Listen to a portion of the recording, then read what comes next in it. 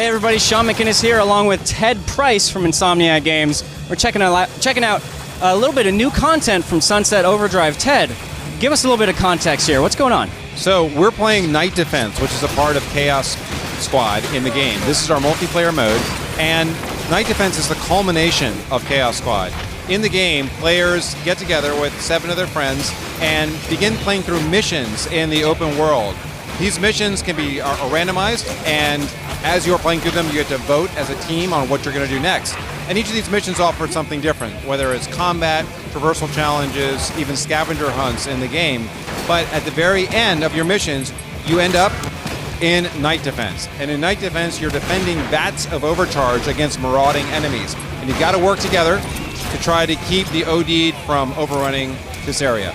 So how does the core action compare with the single player? Because obviously what we've seen of Sunset Overdrive suggests a game that's very freeform and open-ended, a lot of crazy chaotic weapons. How does that transition over here? It translates perfectly, I guess. I mean, anything you earn in campaign comes right over into your multiplayer. Anything you win or earn in multiplayer goes back to campaign. So this basically is a seamless experience.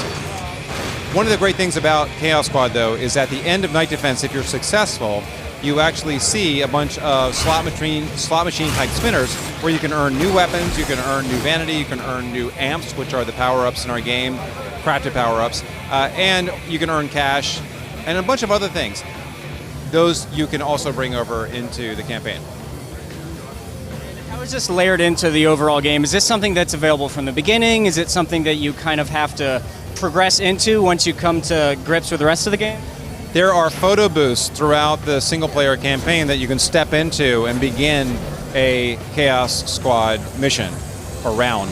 And you never have to leave to go to a lobby, which is pretty nice. Okay, cool.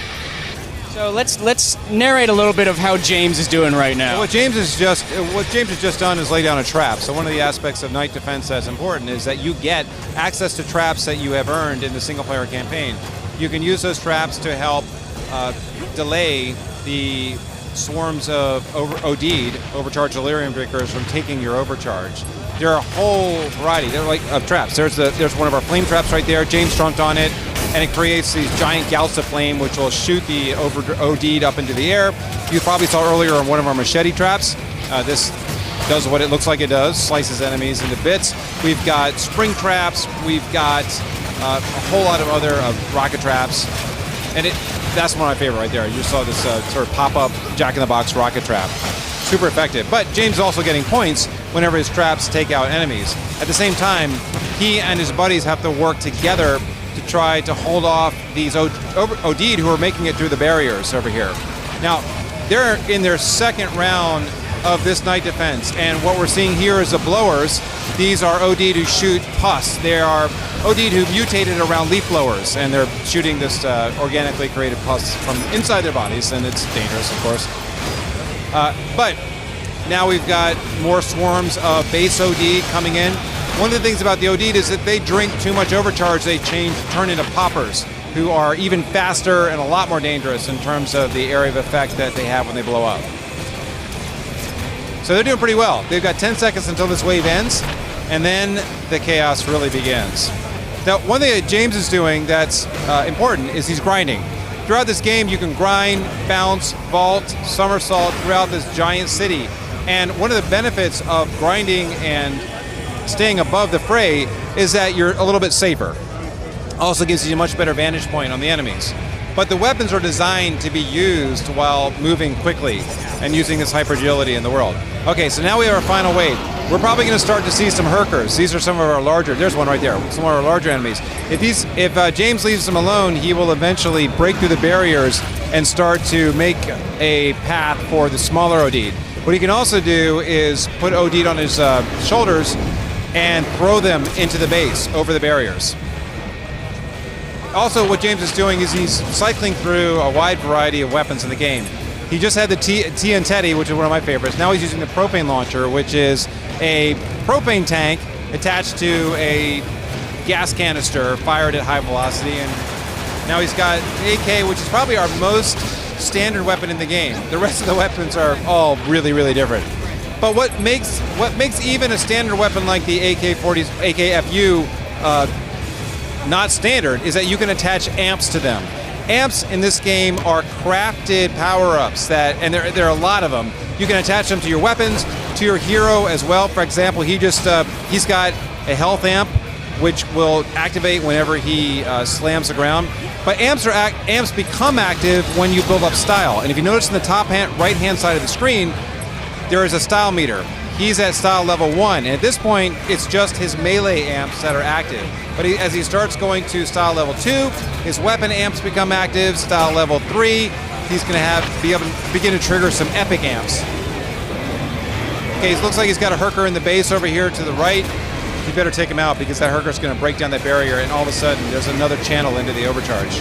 And look, he's got it. Okay, the Herker's got some OD'd on top of him now. If James lets up, he'll start throwing the guys into the base. But you know what? Herkers are a big target, so when everybody sees them, they start firing at them.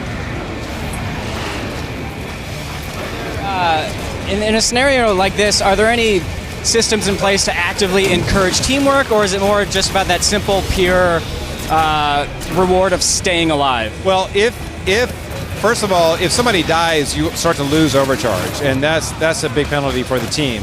And if you lose all your overcharge, it's a fail. So you definitely have to work together if you want to earn those great rewards at the end of the round. But earlier in some of the missions that you're going on in the open world together, previous to Night Defense, there are many, many missions that require cooperative play. But at the end here, what you'll see is a leaderboard as well. So we also have competitive elements in the cooperative mode, so competitive essentially. You also see these fireworks going off. That's, I think, the result of the dragon pistol that James is firing, or one of his teammates is firing. Actually, James has the vinyl launcher right there, which fires records. And when you upgrade that gun, it starts firing gold records, which I think is really cool. It's one of those games where there's always so much going on in the screen. How do you keep it manageable for when you have so many players? Well, we actually train the players in terms of how to handle this, and it helps when you are beginning the campaign. We teach you how to grind, we teach you how to balance, we teach you how to make it through the world with agility, and we teach you what style's all about. We teach you what crafting amps entails, we teach you about the weapons, and then when you are jumping into Chaos Squad for the first time, we don't start you at Night Defense. We start you with a mission that may be a little bit easier to handle, but then you build up your skills, and eventually you can take on something like Night Defense. It seems like they're still doing pretty well, right? What's that? They're still doing pretty well? Great, they got 37 seconds left. They've kept their overcharge intact. This is a group of, I'd say, pretty darn good players. I think James is our ringer here. James is rocking it. James is keeping an eye on the Herkers. Even though, well, the Herker just went right past him. The Herkers are actually susceptible to fire. So if you use the flaming compensator, which is this flaming shotgun, it does a lot more damage than the other weapons. And that's important too. You got to know what the enemy's weaknesses are to use your weapons strategically. But then you see what's going on. We got our overcharged bats are under attack. Now, you get more points actually if you defend them, if you're defending the overcharged bats, so more points for more kills. But they've only got, looks like they won actually. They had no more seconds, and James finishes first. So you're right, he's a ringer. 17,000 points, kicks my ass when it comes to score. All right, Ted, thanks a lot for your time. I really appreciate it. Can you go ahead and remind folks out there when Sunset Overdrive is coming out? Sunset Overdrive is releasing October 28th exclusively on Xbox One. Thanks a lot. Thank you.